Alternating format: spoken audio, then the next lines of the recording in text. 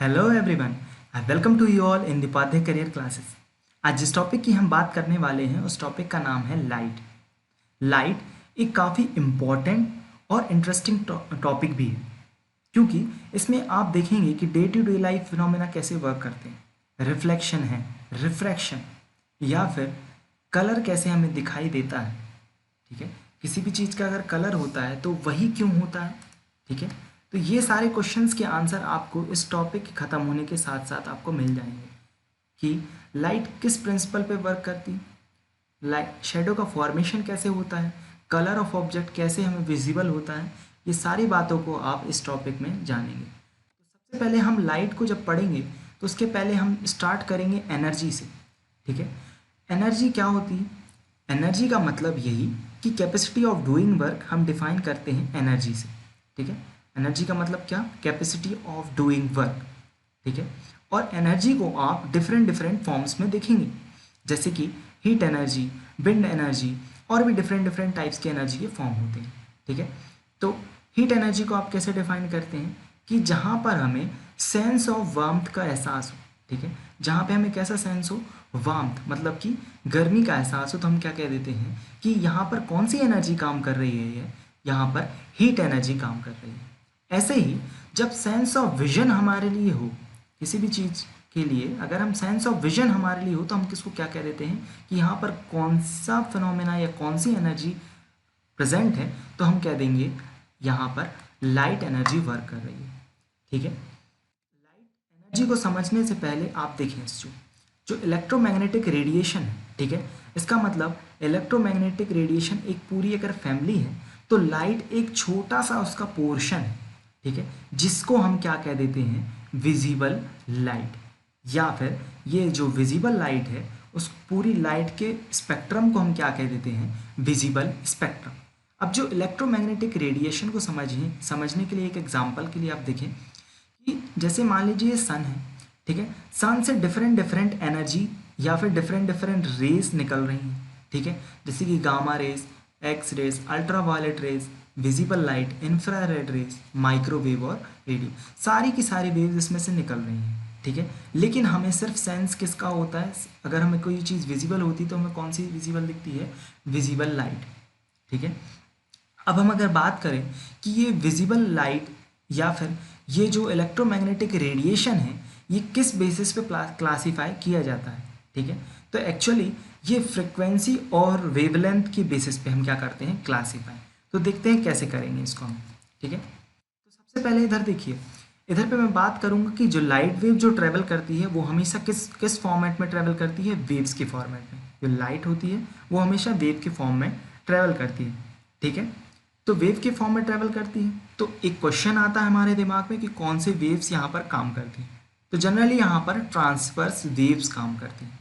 ठीक है, transverse waves आपने क्लास 9th के साउंड चैप्टर में पढ़ा होगा कि जो ट्रांसवर्स वेव्स होती हैं उसमें पार्टिकल और वेव जो होते हैं वो क्या होते हैं? Perpendicular to each other.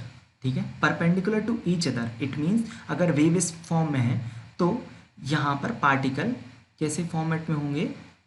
एक दूसरे से 90 डिग्री पर होंगे। ठीक है, तो यहाँ पर मैं एक छोटी सी बात बताऊंगा फ्रीक्वेंसी और वेवलेंथ के बारे में, जिससे आपको इलेक्ट्रोमैग्नेटिक रेडिएशन ईजिली समझ में आएगा। ठीक है, तो सबसे पहले अगर मैं देखूं कि यहाँ पर अगर ये इसकी मीन पोजीशन है, ठीक है, तो इस मीन पोजीशन से यहाँ पर एक सडनली अगर डिस्टर्बेंस हुआ तो यहाँ पर वाइब्रेशन स्टार्ट हुआ। ठीक है, वाइब्रेशन स्टार्ट होगा तो यहाँ पर क्या फॉर्म होंगी? वेव्स फॉर्म होंगी। ठीक है, अब दो कंजिक्यूटिव क्रस्ट या कंजिक्यूटिव ट्रफ, इनको क्या बोलते हैं? क्रस्ट, और इनको क्या बोलते हैं? ट्रफ। तो दो कंजिक्यूटिव ट्रफ के बीच की डिस्टेंस को हम क्या बोल देते हैं? वेवलेंथ। और दो कंजिक्यूटिव ट्रफ की डिस्टेंस को भी क्या बोलते हैं हम? वेवलेंथ। ठीक है, और फ्रीक्वेंसी को हम डिफाइन करते हैं नंबर ऑफ वाइब्रेशन पर सेकेंड। जो नंबर ऑफ वाइब्रेशन हो रहे हैं ये पर सेकेंड में कितने हो रहे हैं, तो हम इसको डिफाइन कैसे करते हैं? फ्रीक्वेंसी। तो जनरली इन दोनों के बीच में एक बहुत बड़ा रिलेशन होता है कि फ्रीक्वेंसी जो होती है वो इन्वर्सली प्रोपोर्शनल होती है वेवलेंथ की। ठीक है, इससे क्या है कि अगर फ्रीक्वेंसी बढ़ गई तो जो वेव की जो लेंथ है, मतलब कि दो कंजिक्यूटिव क्रस्ट या कंजिक्यूटिव ट्रफ की जो भी डिस्टेंस होगी वो क्या हो जाएगी? कम हो जाएगी। इसका मतलब जहाँ फ्रिक्वेंसी ज़्यादा होगी वहाँ वेवलेंथ कम होगी, और जहाँ वेवलेंथ ज़्यादा होगी वहाँ फ्रिक्वेंसी कम होगी। और एक और रिलेशन यहाँ से देखने को मिलता है कि जहाँ फ्रिक्वेंसी ज़्यादा होगी वहाँ एनर्जी भी ज़्यादा होगी।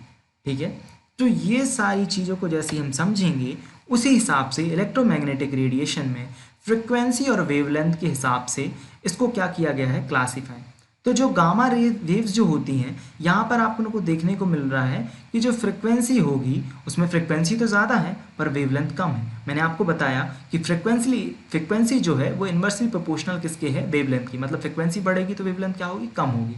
ठीक है, तो फ्रिक्वेंसी और वेवलेंथ की बेसिस पे क्या क्लासीफाई किया है, इलेक्ट्रोमैग्नेटिक रेडिएशन। और इसी इलेक्ट्रोमैग्नेटिक रेडिएशन के पूरे परिवार में एक छोटा सा हिस्सा है लाइट, जिसको हम क्या कह देते हैं, विजिबल लाइट। और इसी में जो एक स्पेक्ट्रम बनता है उसको हम क्या कह देते हैं, विजिबल स्पेक्ट्रम। जहाँ पे हम बात, अब बात आती है गामा वेव्स के बारे में। तो आप देखते हैं कि यहाँ पर गामा वेव्स की जो फ्रिक्वेंसी है 10 to the power 20 to 10 to the power 24 hertz के बीच में है, पर यहाँ पर वेवलेंथ कितनी कम है, यहाँ पर 10 टू द पावर -12। तो गामा वेव्स की फ्रिक्वेंसी हमेशा क्या मिलेगी, मैक्सिमम मिलेगी। और रेडियो वेव्स की फ्रिक्वेंसी क्या होगी, कम होगी। सबसे कम जो लेस देन फ्रिक्वेंसी 3 इंटू 10⁻11, मतलब सबसे लेस जो फ्रिक्वेंसी होगी वो किसकी होगी, पूरे इस इलेक्ट्रोमैग्नेटिक रेडिएशन में, वो होगी रेडियो वेव्स की। जबकि जो वेवलेंथ होगी वो सबसे ज़्यादा होगी। ठीक है, और वेवलेंथ जो सबसे कम जो इसकी होगी उसका नाम है गामा वेव्स। ठीक है, गामा वेव्स के बाद में जो दूसरी रेज आती हैं वो क्या कहलाती हैं, एक्स रेज। एक्स रेज की फ्रिक्वेंसी लाया करती है 10 to the power 7 to 10 to the power 20 hertz के बीच में। ठीक है, और वेवलेंथ की बात करें तो 10 to the power -9 to -10 to the power -12। ठीक है, अब अल्ट्रा वायलेट एक्सरेज की अगर हम बात करें तो एक्सरेज कहाँ यूज़ होती हैं, जनरली ये मेडिकल पर्पज़ के लिए यूज़ होती हैं, फुल बॉडी स्कैन निकालने के लिए यूज़ होती हैं, आपने देखा होगा। लेकिन क्या आप पूछेंगे कि क्या एक्सरेज का कोई अपने लिए इफेक्ट पड़ सकता है, तो हाँ, अगर ये ज़्यादा देर के लिए अगर एक्सपोजर में रहे बॉडी, ठीक है, एक्सरेज के, तो हम देखेंगे कि बहुत सारे हमारे बॉडी पे हार्मफुल इफेक्ट आए हैं। ठीक है, फिर बात करते हैं अल्ट्रा वायलेट रेडिएशंस की, या फिर अल्ट्रा वायलेट रेज की। ठीक है, तो ये अल्ट्रा वायलेट रेडिएशन का मतलब क्या, कि ये अल्ट्रा वायलेट, ठीक है, यहाँ पर जो विजिबल स्पेक्ट्रम में जो सबसे ऊपर जो कलर होता है वो क्या होता है, वायलेट। ठीक है, और वायलेट जैसे कि आप पढ़ते ना HD, अल्ट्रा HD, ऐसे यहाँ पर अगर बात कर रहे हैं, यहाँ पर जो सबसे विजिबल स्पेक्ट्रम में जो सबसे ऊपर होता है वो है वायलेट, और वायलेट के ऊपर क्या है, अल्ट्रा वायलेट, इसलिए हम इसको क्या पढ़ते हैं, अल्ट्रा वायलेट। और यहाँ पर जो सबसे लास्ट में जो इस विजिबल स्पेक्ट्रम में जो कलर होता है उसको वो क्या होता है, रेड होता है, जिसके कारण हम इसको क्या पढ़ते हैं, इंफ्रा रेड। ठीक है, तो ये एक तरीका है याद रखने के लिए कि विजिबल लाइट के ऊपर अल्ट्रा वायलेट रेज और विजिबल लाइट के नीचे क्या है, इंफ्रा रेड रेज। ठीक है, तो मतलब यहाँ से आप फ्रिक्वेंसी भी पता कर सकते हैं कि विजिबल लाइट के ऊपर जो फ्रिक्वेंसी होती है वो किसकी ज़्यादा होती है, अल्ट्रा वायलेट रेज की फ्रिक्वेंसी ज़्यादा होती है। ठीक है, तो विजिबल लाइट विजिबल स्पेक्ट्रम में अच्छे से पढ़ेंगे, लेकिन अभी हम बात करेंगे इंफ्रारेड रेज की। इंफ्रारेड रेज कहाँ यूज़ होती हैं, जनरली आपको देखा नाइट विजन कैमरा में ये यूज़ होती हैं। ठीक है, इसमें क्या करते हैं कि बॉडी की जो हीट होती है उसमें जो कलर जो मिलता है हमको रेड कलर का मिलता है। ठीक है, नाइट में जो कलर जो अपन को दिखता है तो वो कैसा दिखता है, रेड कलर का दिखता है। ठीक है, तो हम क्या कह देते हैं कि कौन सी रेज हैं, इंफ्रारेड रेज पे काम करती हैं। ठीक है, फिर आती है माइक्रोवेव ओवन वगैरह में यूज़ होता है। फिर आती है रेडियो वेव्स, तो जनरली आपने देखा होगा रेडियो ट्रांसमिशन के लिए, या फिर different projects of space mission project में आप देखेंगे कि रेडियो वेव्स का काफ़ी काम होता है। ठीक है, तो इसकी फ्रिक्वेंसी जो होती है वो काफ़ी कम होती है, पर वेवलेंथ ये ट्रैवल करती है बहुत ज़्यादा। ठीक है, तो ये सारा था इलेक्ट्रोमैग्नेटिक रेडिएशन के बारे में, जो कि इलेक्ट्रोमैग्नेटिक रेडिएशन में एक छोटा सा पार्ट है विजिबल लाइट, और हम कहते हैं light energy. Now we are going to talk about properties of light. ठीक है, तो प्रॉपर्टीज ऑफ लाइट में आपने पढ़ा कि लाइट क्या है, एनर्जी का फॉर्म है। ठीक है, light is a form of energy. ठीक है, जो एनर्जी का फॉर्म है, और जो कि सेंस ऑफ आपको क्या प्रोवाइड कराता है, सेंस ऑफ विजन। ठीक है, light travel in a straight line. Light जो हमेशा ट्रेवल करती है वो कैसी लाइन में ट्रेवल करती है, स्ट्रेट लाइन में ट्रेवल करती है। इसको प्रूफ कैसे करते हैं, रेक्टिलिनियर प्रोपोगेशन ऑफ वेव की हेल्प से। ठीक है, ये एक्सपेरिमेंट मैं अगले स्लाइड में आपको बताने वाला हूँ। ठीक है, it travels with the speed of 3 into 10 to the power 8 metres per second in air और वैक्यूम। जो आपका इलेक्ट्रोमैग्नेटिक रेडिएशन है जो पूरी फैमिली मैंने आपको बताई, ये सारी कितनी स्पीड से ट्रैवल करती हैं, स्पीड ऑफ लाइट की स्पीड से ट्रैवल करती हैं, विच इज़ 3 × 10⁸ मीटर पर सेकेंड, ठीक है।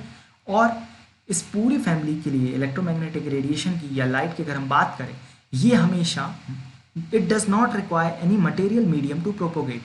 अगर ये क्या करती है, पार्टिकल और वेव की जो टेंडेंसी होती है, इसमें पार्टिकल और वेव की टेंडेंसी होती है, परपेंडिकुलर होती है, मैंने ट्रांसवर्स वेव्स के बारे में बताया। तो ये हमेशा कैसे ट्रैवल करती है, पार्टिकल्स और वेव्स के फॉर्म में ट्रैवल करती है, और इसको मटेरियल मीडियम की ज़रूरत नहीं होती है, इसके पास खुद के पार्टिकल्स होते हैं ट्रैवल करने के लिए, ठीक है। It exhibits the property of reflection, refraction, polarisation and diffraction, ठीक है। ये सारी प्रॉपर्टीज़ आपको देखने मिलेगी। आप ब्रॉड लेवल पे मैं डिस्कस करूँगा कि क्या रिफ्लेक्शन होता है, रिफ्रैक्शन क्या होता है, पोलराइजेशन और डिफ्रैक्शन, ये सारी बात मैं करने वाला हूँ इसमें, ठीक है। अभी जो बहुत इंपॉर्टेंट पार्ट है वो क्या है, रेक्टिलिनियर प्रोपोगेशन ऑफ वेव्स। ये कैसे होता है देखते हैं कि लाइट स्ट्रेट लाइन में ट्रेवल करती है, लेकिन आप कैसे बता सकते हैं कि स्ट्रेट लाइन में ट्रेवल करती है, ठीक है। तो यहाँ पर एक छोटा सा एक्सपेरिमेंट है। इसमें क्या कर रहे हैं हम कि एक कैंडल को रखा हुआ है, तो कैंडल की जो लाइट है इसकी बिल्कुल लाइन में हर स्क्रीन पे क्या कर दिए हैं, यहाँ पर छोटे छोटे क्या कर दिए, होल्स कर दिए, और यहाँ से एक ऑब्जर्वर क्या कर रहा है, इसको लाइट को देखने की कोशिश कर रहा है, ठीक है। तो यहाँ पर वो देख रहा है लाइट के लिए, तो बिल्कुल एक स्ट्रेट लाइन में यहाँ पर इसको लाइट का सेंसेशन हो रहा है। लेकिन अगर यहाँ पर एक पाइप लेते, एक पाइप को अगर हम क्या करते, फोल्ड करते हुए अगर हम करते और हम इसको देखने की कोशिश करते, तो शायद ये हमारे लिए नहीं दिखता, ठीक है। तो इससे ये प्रूव होता है कि light always travel in a straight line, और जब भी कोई ओपेक ऑब्जेक्ट उसके सामने आएगा तो वो उसकी क्या बनाएगा, शैडो बनाएगा, ठीक है। शैडो और इक्लिप्स की मैं बाद में बात करूंगा, अभी सिर्फ हमने बात करी रेक्टिलिनियर प्रोपोगेशन ऑफ वेव्स के बारे में, ठीक है। फिर बात आती है कि लाइट के सोर्सेज कितने हैं। तो जनरली यहाँ पर दो सोर्स पढ़ते हैं, एक तो लुमिनियस जिनकी खुद की लाइट होती है, ठीक है। The substance which have their own light are known as luminous source of light. ऐसे सोर्स ऑफ लाइट जहाँ पर उनकी खुद की लाइट होती है, तो हम क्या कर देते हैं, ये क्या है, ल्यूमिनियस ऑब्जेक्ट है या ल्यूमिनियस सब्सटेंसेस है, ठीक है।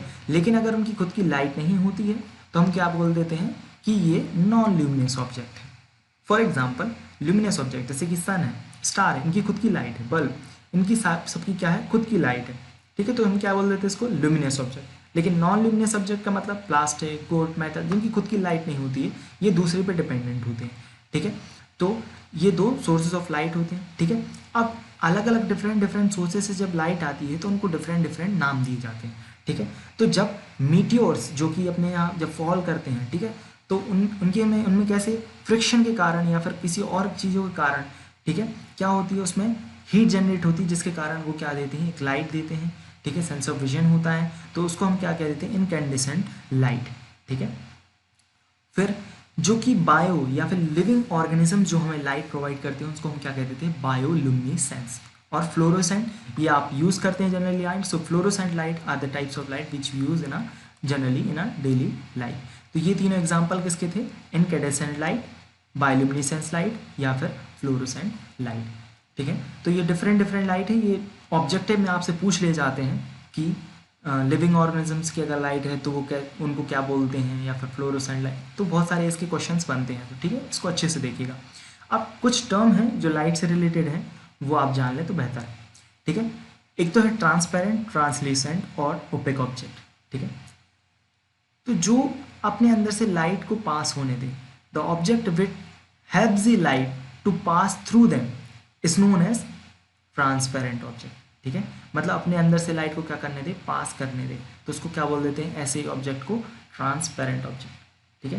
ट्रांसलूसेंट का मतलब कि लाइट को पास तो होने दे पर एग्जैक्टली उतने अमाउंट में नहीं, ठीक है, पार्शली हो, ठीक है, वो कैसा हो, पार्शली हो, तो हम इसको क्या कह देते हैं, ट्रांसलूसेंट। मतलब पूरी की पूरी लाइट भी पास ना हो और थोड़ी धुंधली अमाउंट, मतलब थोड़ी थोड़ी लाइट पास हो, तो उसको हम क्या दे देते हैं, ट्रांसलूसेंट, ठीक है। और ओपेक जनरली क्या होता है कि जो अपने अंदर से लाइट को पास ना होने दे, ठीक है, जिसकी शेडो फॉर्मेशन हो, तो ऐसे ऑब्जेक्ट के लिए हम क्या कह देते हैं, ओपेक ऑब्जेक्ट, ठीक है। फिर बात आती है रे और बीम की, ठीक है। तो रे जनरली क्या करती है, डिसाइड जो लाइट की जो पाथ होता है, जो path travel by the path which is travel by light is denoted by रे और बीम। ये किसके से डिनोट किया जाता है, एक रे से या फिर एक बीम से, जिसको हम कैसे डिनोट करते हैं, एक एरो से डिनोट करते हैं, ठीक है। और या तो जो रे और बीम जो होती है, या तो वो कैसी होती है, कन्वर्जिंग होती है या डाइवर्जिंग भी हो सकती है, कैसी भी हो सकती है। ठीक है, ये डिपेंड करता है कि लाइट का या शेडो का फॉर्मेशन कैसे हो रहा है, ये हम आगे बात करेंगे। तो ये सारी बात जो आज हमने टॉपिक जो डिस्कस किए, ये बहुत बेसिक टॉपिक थे। कल जो अगले जो लेक्चर में जो मैं बात करूँगा वो बात करूँगा रिफ्लेक्शन, रिफ्रैक्शन और mirror formula, lens formula. So stay tune and have a nice day. और इस चीज़ के आप बढ़िया से नोट्स बनाइए और hope you guys like the video. Please share the video and subscribe to my channel. Thank you and have a nice day.